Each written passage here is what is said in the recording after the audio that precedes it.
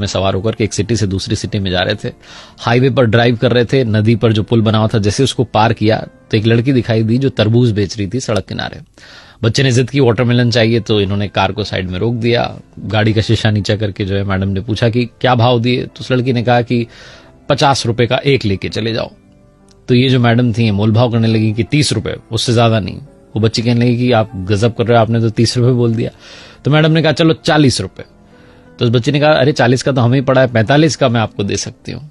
ये भाई साहब जो थे, पति जो थे, मुस्कुरा रहे थे कि क्या ये जिद बहस कर रही है इतनी छोटी सी बात पर। और जो मैडम थी वो मोल भाव में लगी हुई थी। तभी वो जो लड़की थी वो तरबूज लेकर के इनकी जो कार थी उसके पास में आ गई, और जो बच्चा था वो खिड़की से बाहर देख रहा था। तो मैडम थी, उन्होंने एक और इमोशनल दाव खेला। उन्होंने कहा कि अपने छोटे भाई के लिए दे जाओ 40 रुपए में। तो उस बच्चे ने कहा अरे वाह कितना प्यारा बच्चा है, क्या नाम है इसका।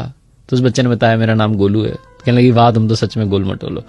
और तब जो है उसने वो तरबूज उसके बच्चे के हाथ में रखना चाहा, तो वो जल्दबाजी में, छोटा बच्चा कहां संभाल पाता, वो नीचे गिर गया। 5 किलो करीब का तो तरबूज रहा होगा, उसके 3-4 टुकड़े हो गए। बच्चा रोने लगा कि मेरा तरबूज गिर गया। तो बच्चे ने कहने लगे अरे मेरे भैया नाराज क्यों होता है, मैं दूसरा लेके आती हूँ। फटाफट से दूसरा लेकर के आ गई। अब ये मैडम ताव में इनको लगा कि 2-2 के पैसे लेगी। कहने लगी हम उस टूटे वाले के पैसे नहीं देंगे और इसके भी 40 रुपए देंगे, कितने का है ये।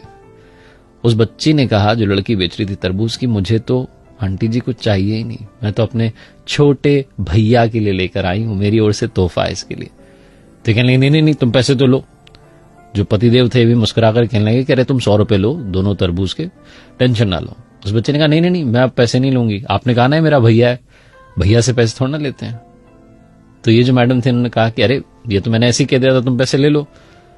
उस छोटी सी लड़की ने जीवन का सार कहा। उसने कहा कि मेरी मां कहती है कि रिश्तों में नफा नुकसान नहीं देखा जाता। पहला वाला टूट गया कोई बात नहीं, दूसरा वाला इसके लिए मेरी ओर से गिफ्ट है, तोहफा है, आप लेके चले जाओ। जब उसने ये बात कही तो इन मैडम ने पूछा कि तुम्हारे परिवार में कौन कौन है, तुम्हारा कोई भाई है। उस लड़की ने कहा मेरा भाई तो, और ये कहकर के रोने लगी कि कुछ समय पहले ही उसकी जो है डेथ हो गई, बीमार हो गया था, हम हॉस्पिटल ले जाते तब तक उसने दम तोड़ दिया, 2 साल का था वो। मुझे तो इसमें अपना भैया नजर आया, आप लेके जाओ तरबूज।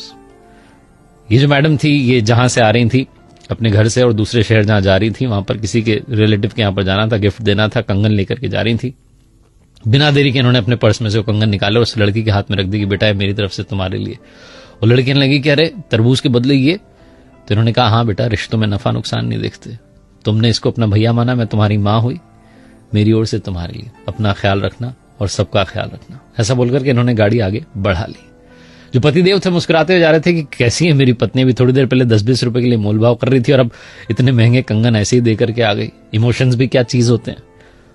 और तभी इन्हें याद आया जो उस लड़की ने कहा था कि रिश्तों में नफा नुकसान नहीं देखते। बिना देरी के इन्होंने अपने बड़े भाई को कॉल लगाया और बोला कि अरे वो वाला प्लॉट आप रख लो, वो बाजार की दुकान आप रख लो, मुझे नहीं चाहिए, मैं कोर्ट में जो मुकदमा किया हुआ है वापस ले लूंगा। बड़े भाई साहब कहने लगे तुझे क्या हो गया अचानक। तो इन्होंने कहा कि वो भाई साहब मैंने सुन लिया है, अब याद रख लिया है कि रिश्तों में नफा नुकसान नहीं देखते।